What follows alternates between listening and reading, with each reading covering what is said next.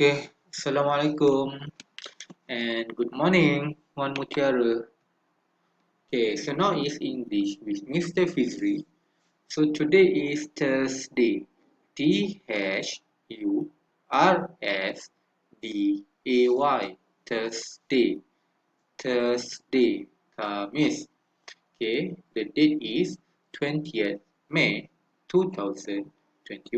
Okay, tarikhnya 20 hari bulan 5 2021. Alright, so today kita nak sambung tentang shapes. Ingat lagi tak?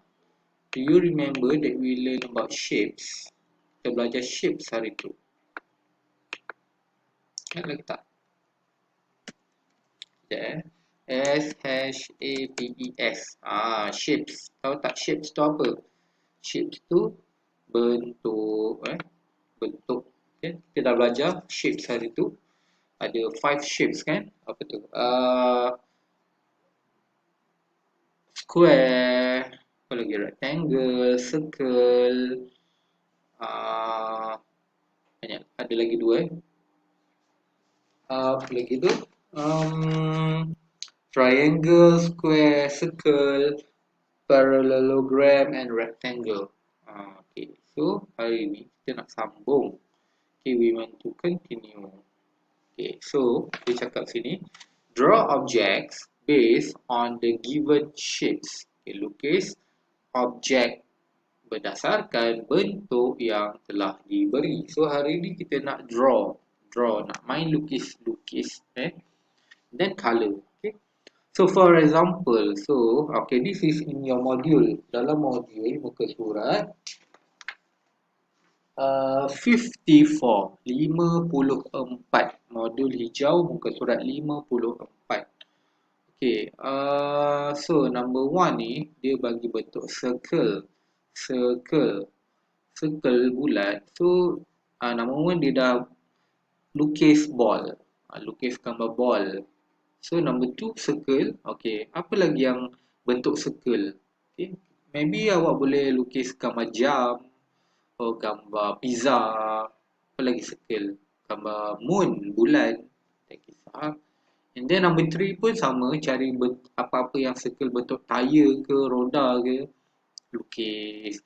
And then number 2, triangle. Triangle, apa benda yang berbentuk triangle? Maybe nasi lemak ke, kan? And then triangle apa lagi? Maybe sandwich. And then triangle lagi, apa dia? Maybe maybe apa lagi bentuk triangle?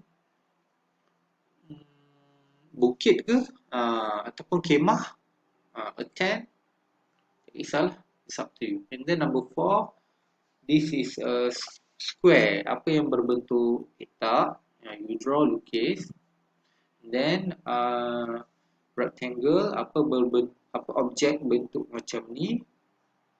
Okay, ini objek apa-apa benda yang kita boleh tengok dekat keliling kita ni, boleh je, no problem. And then parallelogram. Okay, this one maybe boleh buat meja, table kan, tambahlah kaki ni sikit.